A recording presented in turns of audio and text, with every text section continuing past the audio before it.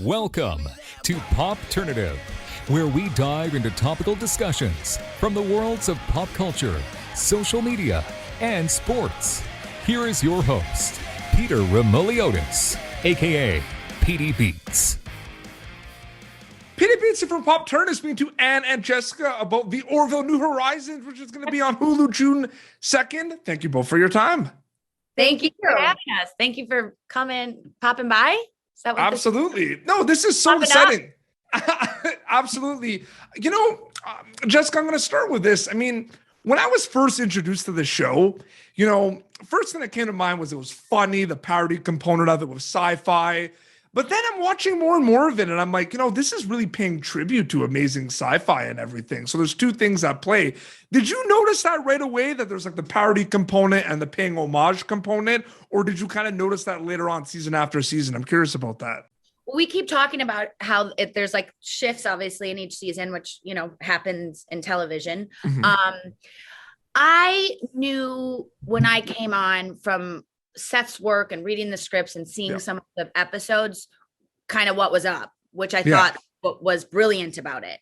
And now where we're at and what's going on is like, I feel like kind of another whole take on it. Like, even aesthetically, I mean, it's so, I did from the beginning, for me, know like a bit of the flavor and the taste of what was going on. Mm-hmm. But I did not see season 3 being what we're about to give you. Yeah, and they see Seth MacFarlane, Family Guy, it's gonna be funny, and then it's like, oh, this is way more than what we think. Yeah, and it gets a little bit more serious this season. There's still the layer of comedy in it because he's very good at that, and he's good at, you know, throwing that in there. Yep. But it's not as comedic this season, I'd say. Absolutely. And I just want to say welcome. Does that even sound right? It's on a grid. No, that's perfect. And I did want to say welcome to the Orville. Thank you.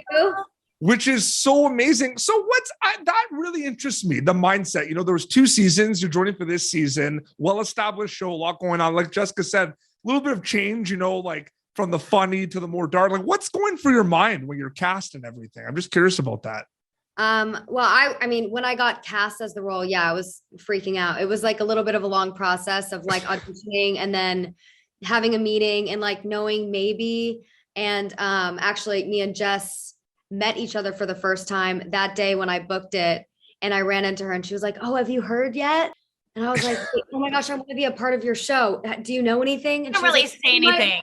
You might be hearing some good news. And literally an hour later, I get a call from Seth on my phone and I'm like, oh my God. So yeah, I was excited. I binge watched the first 2 seasons when I got a call back, and I noticed the difference. Like the comedy was very heavy in the first season. Second season was still there, but towards the end, like especially the last 2 episodes were very a little bit more of a turn to the drama side. So, when I saw the 3rd season and when we had talked about it, because I didn't know, I was like, is this still like very comedic or whatever? And they told me the whole like arc of the story, and I was very excited. It's definitely, it definitely is a lot different. Like 100%. I like to say it's an upgrade because not only is it upgraded like in just the time that we have on Hulu. Also got you. We upgraded the cast too. Absolutely, I agree. But also, like, the sets are crazy, different. The uniforms were changed. The CGI, everything that you see is so, like, well put together and so just phenomenal. Like, it looks incredible. So I'm excited. But Jessica, you know, that's interesting, kind of to add to what Anne just said a little bit.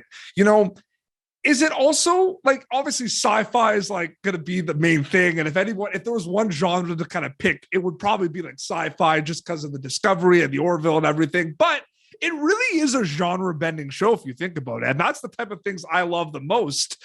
So what's it like working on a genre bending show like this, that kind of pushes the envelope and doesn't kind of limit themselves to like one thing, so to speak? Yeah, well, I feel like we kind of have such a big world to explore because it is in space. So you kind of can like, you have like a broader thing. You go in there, there's like this space language, you know, because of the different species or planets, you kind of can like take storylines or topics and kind of like and create anything new. There's like no limit out there. Yeah. And kind of like that creates that is so cool. Like you're going to see a lot of different species, different like worlds, different points of view that maybe you haven't seen in the past, that I'm curious to see what like people take away from that. Yeah. And I like that. I think that's what's so rad and amazing about the show, is because it is in space. We get to kind of like let you see something in a lens like this or this. And what's cool is with these storylines and topics, we do them, present it, put it in an episode, and we leave the opening for the audience to kind of make up their own conclusions, which I think is really, really brilliant. Is that the best thing about being a storyteller, though? Like the diving into all these different worlds and like transforming? Like, would you say, like, Anne and Jessica, that's one of your favorite things about storytelling specifically? That's my favorite. Yeah, for sure. You know, I also, in this season, when I would read some of the scripts, sometimes I'd be like, quarter of the way through, halfway through, and I'm like, where's this going? And what's gonna, and then all of a sudden, boom, I'm like, oh, they're kind of, it kind of made me feel this, or now I'm kind of looking at this way, which I never really would have thought of had I not been put in this universe and hearing a different side. You know what I mean? It was just really clever. It's very clever. It's very wise. And then I do like the little flavor of the comedy here and there that, writes in and brings in. And then the cast is just incredible, from, Peter playing Bortus, with Anne, with Charlie, what Scott brings. I mean, everyone brings such a cool little color or big color to their characters. And it's just really fun. I will say before we wrap up, the trailer that Hulu cut for New Horizons, is one of, I've seen the show and it's amazing, but for the people that haven't, that trailer is unbelievable. It's perfect. It really shows everything you both talked about with it changing and being more deep. I love the trailer is amazing, but the show is awesome. You both did such a good job. And thank you both for your time. It was really great chatting with you. And it's going to be available June 2nd on Hulu, the Orville New Horizons. Thank you so much. Thanks for coming by. You're so sweet. I like your energy. It's a vibe. Well, we got to be excited. If we're not excited, I don't know what we're doing here, right? What's the point? This is true. And joining Orville, like you said, we got to be excited. Got to be excited. I said it's going to be a bumpy, really fun ride. So buckle up and enjoy it. Absolutely. Thank you so much for your time. Thank you for tuning in to Popternative. Make sure to check out our past episodes of Popternative on YouTube. Be sure to like Popternative on Facebook and follow us on Twitter. This has been an Autograph Communications production.